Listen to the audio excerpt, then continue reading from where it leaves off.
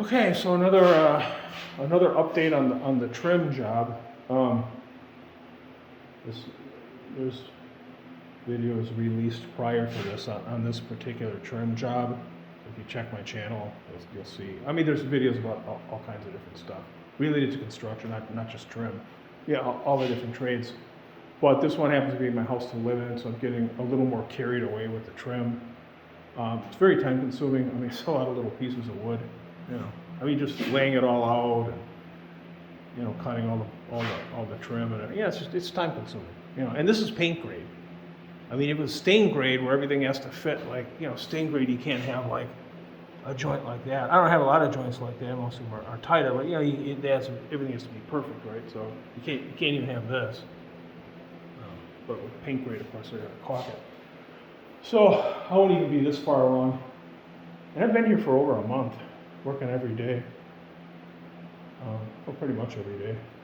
Like 8 hours a day. So it's time consuming, but I'm going to be living here for at least a couple of years anyway. So and it does add to the value of the house too. Although this, I would consider, if you were going to pay to have this done, I mean, I don't know what somebody would charge. I don't even know what I would charge because I don't do trim for a living. But you'd be outbuilding the neighborhood. You know, it's not worth it if you're going to have to pay somebody. It'd be tens of thousands of dollars in labor. I know that. Anyway, yeah. So on this deal, I'm adding these frames here. It just adds. I like the look.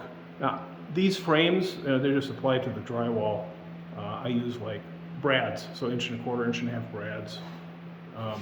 But these will not be painted white. So in other words, the walls will be a color. These will be painted the same color as the walls, but it still adds. I mean, to paint these white, I don't know, it's a little too gingerbready for me anyway, for the look I'm trying to get. And then the painters would probably have a stroke, because I mean, they've got enough other stuff to do here. So to pay guys to sit there and cut all this stuff in, you know, this is only 1 inch and something wide, cut all that in a different color would be, I mean, obviously, if I got in the mood to do one day, I could say, hey, I think I'm going to do like this is my office, right? So, you know, maybe I could take the time, some weekends or something, do a few, and then do a few another weekend, maybe get it done, just in one room.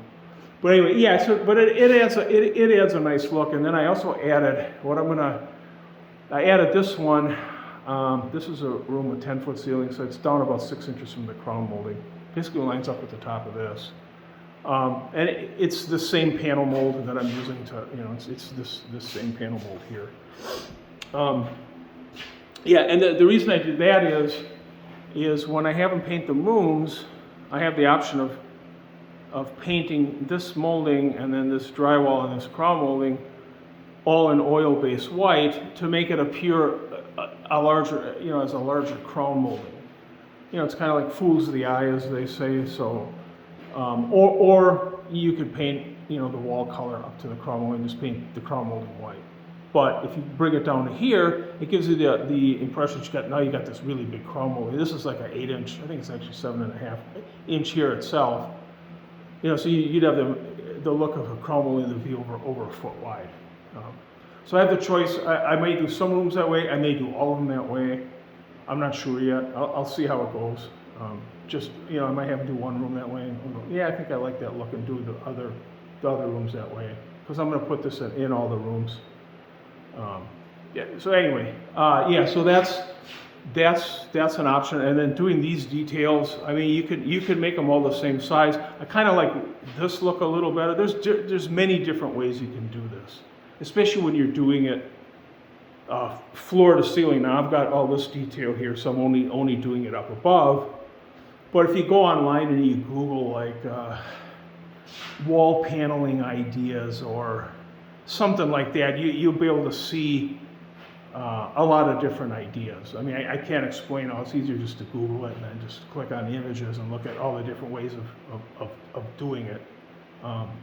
This is just my idea, so I'm kind of going to use this theme with the longer walls will have a big panel, and if this wall's long enough, I can do 2 panels on each side. If it's not long enough, I can do a big panel with one smaller panel on each side, and then I just kind of make up these dimensions. You know, you got to lay everything out right, so you got to figure your total length of your wall, and then I'm doing 4.5 inches between 4.5 inches off of this height. I mean, if you're going down lower, it could be 4.5 inches off your base molding. And then 4.5 inches down from this one to keep them all the same. I thought 4.5 inches looked better than 3.5. This is 3.5. I think it's a little too close for these big panels. Again, it's up to you. But that's what I did. So I'm doing 4.5 inches all the way around. So you gotta do the total length of the wall, and then you add up, how many 4.5 inch spaces, what the total of that is. You subtract that from the total length of the wall, and that gives you how much total room you have for the panel sizes. And as far as sizing the panels, I mean, it's kind of just having an eye for stuff. I mean, I kind of got an eye for stuff. I'm real good at proportion. So without having to do a lot of testing and stuff, I'm able to kind of, I mean, everybody's different. So it's just one of my things that I'm kind of good at. Figure out like this one is 48 inch. I think this is 48. I don't remember exactly, but I think this is 48, and then these are like 20. Something like that, right? So I just kind of came up with that. I'm okay, I think this one should be 48, and then these will have to be 20 because I took the 48 out of the remaining wall space and divided that by 4 because I knew I wanted to have 2 on each side. But I mean, it's kind of trial and error. I mean, if you haven't done it before or whatever, you might have to cut a piece, put it up there, or have somebody hold it for you, or tape it, put some tape on to hold it, and then stand back and look at it. But yeah, that's about right, and then start cutting the boards, something like that. And then, obviously these other single spaces, it's just 4.5 inches, and then whatever width that turns out to be. So I end up doing like this, and like this. It just dulls up the room a little bit. And I mean, you can still hang pictures on the wall. You can even hang them on top of the molding if you want to. I mean, the molding doesn't protrude that far. I think it's an inch and an eighth wide. And you might not get the same molding, but every molding supplier in all areas of the country, they have their own profiles. And then I think it projects, I think it's 11/16, which is, it's less than 3/4 of an inch. So anyway, yeah, so that's kind of how I did this. 1x8 base with a panel mold on top that I'm using as a base cap. And then again, proportioning, figuring out, I mean, there's many different ways you can do this. There's different ways you can do this. I mean, it's just up to you. I mean, I just kind of do the stuff off the cuff, so I just kind of make stuff up as I go. I mean, I've got this panel, and this panel are the same size, with the panel here, but then these two are different. So there's basically this size, and this size, these 3 sizes in the whole wall, for example. And then I wanted these to be a little bit narrower, these sections to be a little bit narrower, just for a different look, because I've done this in 3 rooms. I didn't want all 3 rooms to look the same. You could have them all look the same, it doesn't matter. I just like, they're 3 separate rooms. I'm not even going to paint all the rooms the same color. I'm going to have different colors in different rooms. I mean, I might have 2 rooms that are painted the same color, but I'm not going to do like I do when I build for resale, where all the rooms are the same color. I'm not going to do that. So anyway, yeah, so that's kind of this. I mean, I think I went over this in a previous video. I don't remember. I've done, I don't know, this is my 3rd or 4th or even 5th video just on this trim job, just to give people ideas, because I'm doing a lot. And then here, let me turn this fan. I got a fan, so it's over 100 degrees every day. I know it's in the house, but so I just keep the fans. I keep one like blowing in my work area, like now I'm doing the panel for this wall. And then I have one over where I cut, and that way at least, I mean, I'm standing here and I can feel the sweat dripping, just standing here. So, this is Texas, and plus we're having a really hot summer. Anyway, yeah, and then like here, going around wall switches.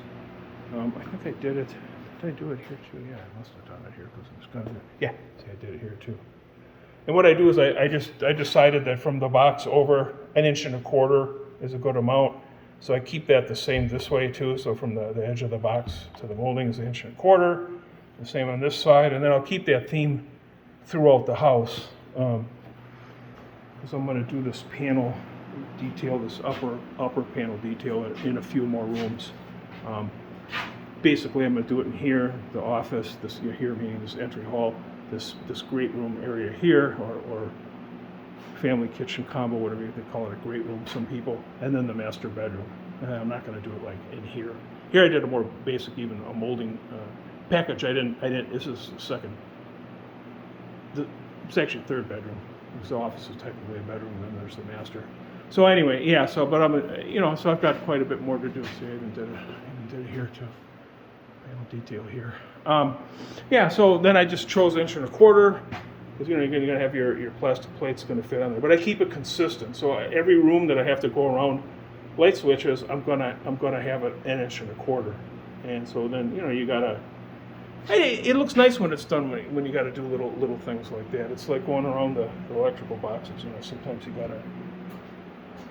gotta do that. Sometimes you get really lucky, but hardly ever where you get that situation. But usually you end up, having to go around them, one way or another. So. Anyway, but again, it's more time, so it's time consuming.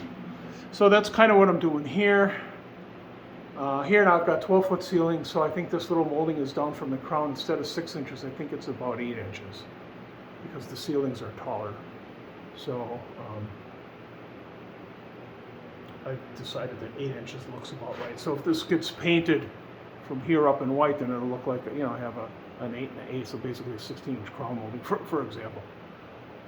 Yeah, so this here again, I did actually this wall is the same length as this wall. They're both, one's 13 foot, the other one's 13 foot 1/4 inch. So I ended up basically with the same type of layout.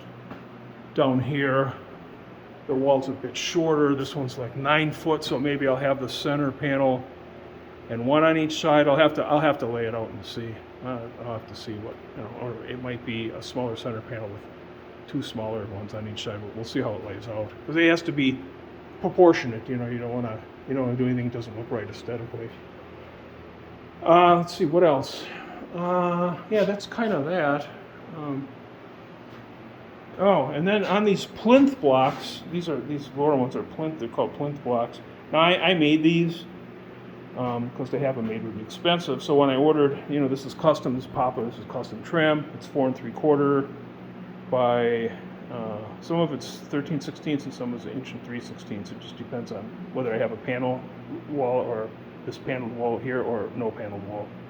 The panel wall, I need it to be thicker because I'm putting plywood on the wall and then putting this on top, and I still need this to be a little bit thicker than the combination of this and the plywood that's behind it.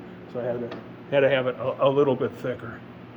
But anyway, yeah, so the plinth blocks, I ordered 3/8 thicker than that, knowing that I'm going to use a 3/8 round over bit myself, and then I ordered the same width, which is 4 3/4, and then this came in, I don't know, 14-foot lengths or whatever the popper comes in for, some 13s, 14s, whatever. I just cut them 12 inches on my chop saw, and then I just ran my router over, and I made my own plinth blocks. I just had to buy thicker stock, 3/8 thicker than this. So if this is 1 inch and 1/8, for example, then I would have ordered this 1.5 inches because I knew I was using a 3/8 round over bit.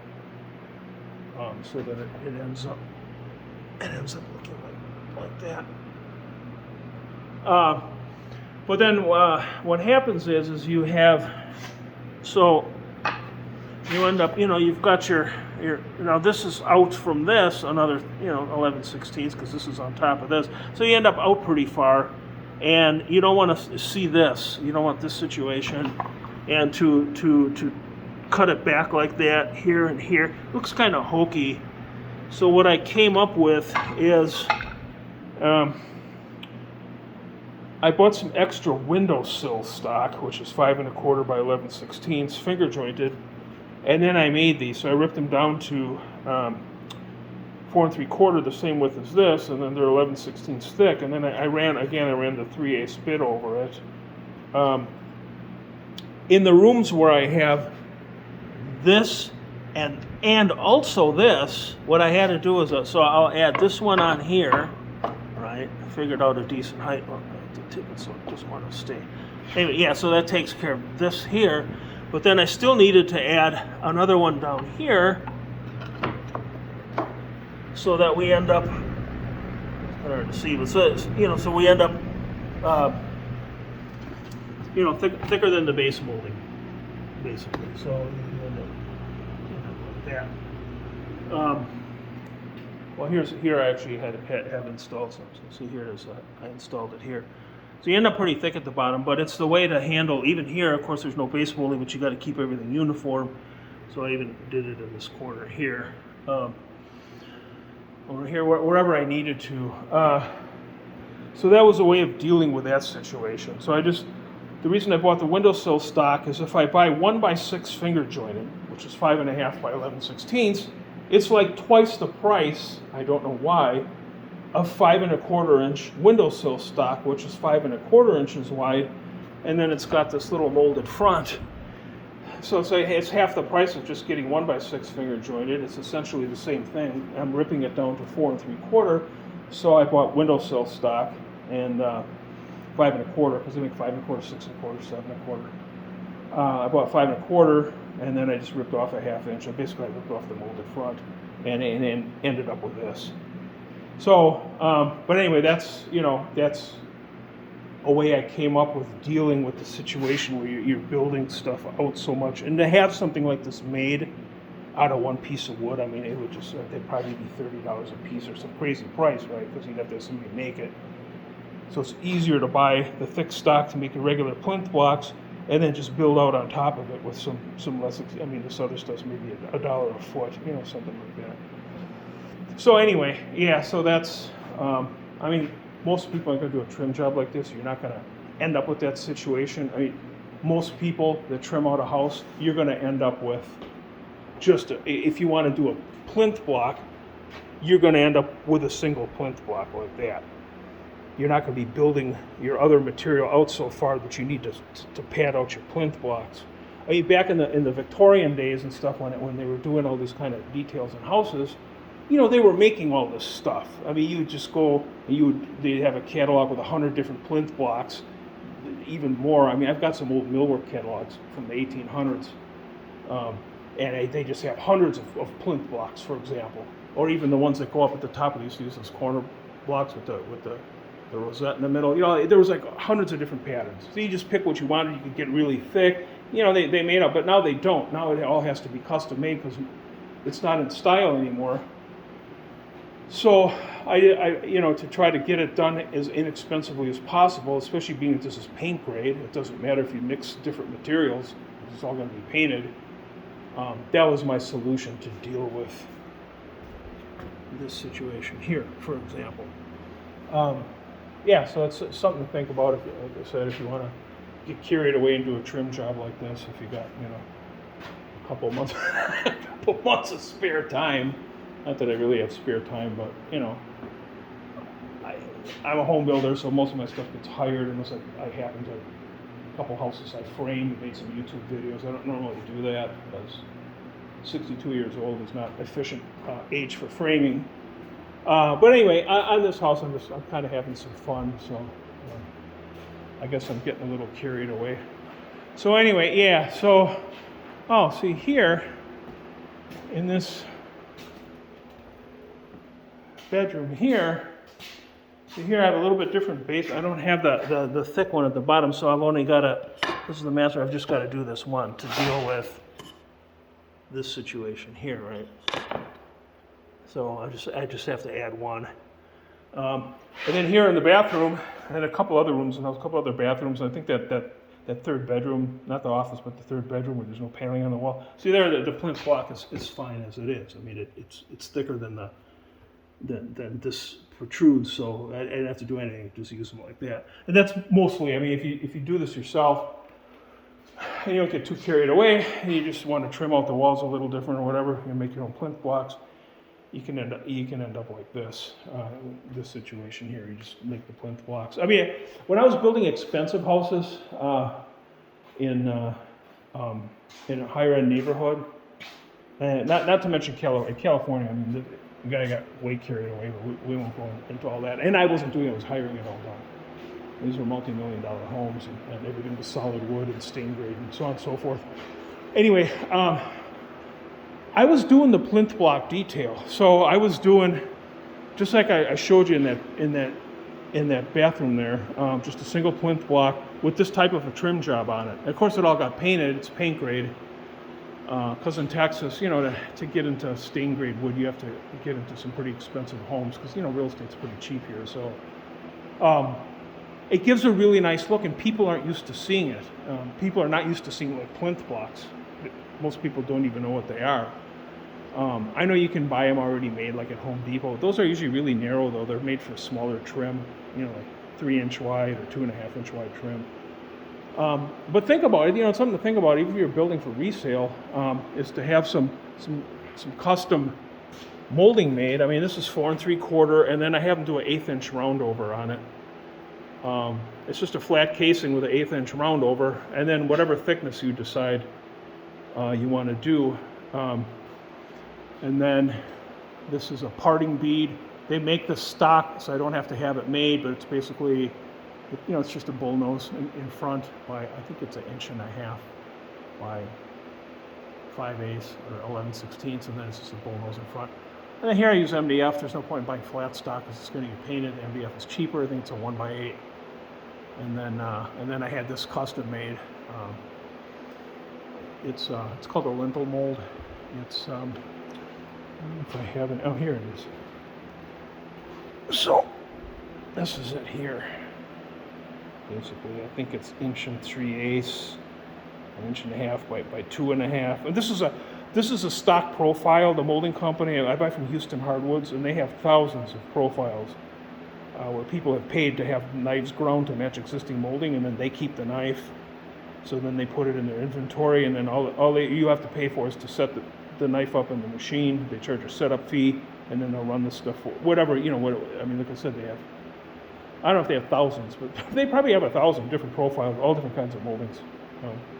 Anyway, yeah, so,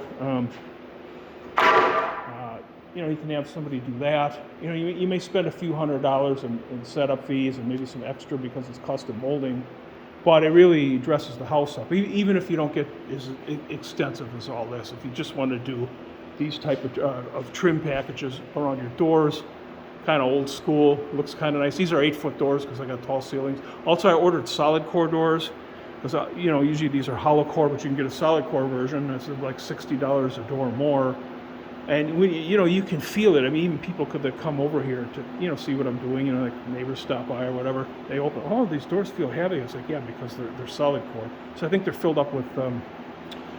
They're the same on the outside. The same MDF doors as the hollow core. It's just that I think they're filled up with this particle board inside. So I had there's 15 doors in the house.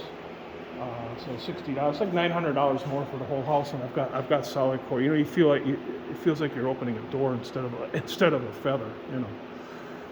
So that's another thing, especially if you're building for yourself, or if you're building high end. Of course, you don't want to put hollow core doors in. I chose this pattern because it's old school. It's old school, and it's not. Some are they're like semi-custom patterns where you have to order them and they take weeks to get. Whereas this is like a stock pattern, but it's old school, so I could get them in like 10 days, something like that. Whether they're hollow core or solid core. So anyway, yeah, that's kind of it.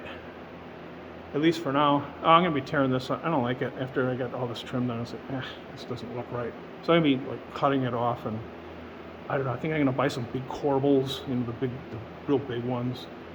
And maybe do this detail on each side of it like you would with a doorway, and then put these big corbels. I don't know, I got some idea anyways. I don't like this same thing. It's hollow inside, and then they just made an arch. So I just take my Sawzall, cut it off, and just wrap it with wood and do something different. Anyway, plus they didn't get the arch really good at the way it was supposed to be elliptical, and that's how it turned out. I'm like, well, that's not really elliptical. But anyway, it doesn't fit in with this style of house, so I'm gonna do something in wood. Anyway, we're on 24 minutes already. Okay, I think that's kind of it. I covered some more stuff.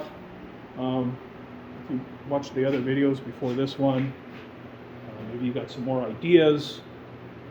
Like I said, this is I'm just kind of making it up as I go, so flying by the seat of my pants, as I say. But anyway, this is how it's turning out, and I'm satisfied with it. So, yeah, back to work.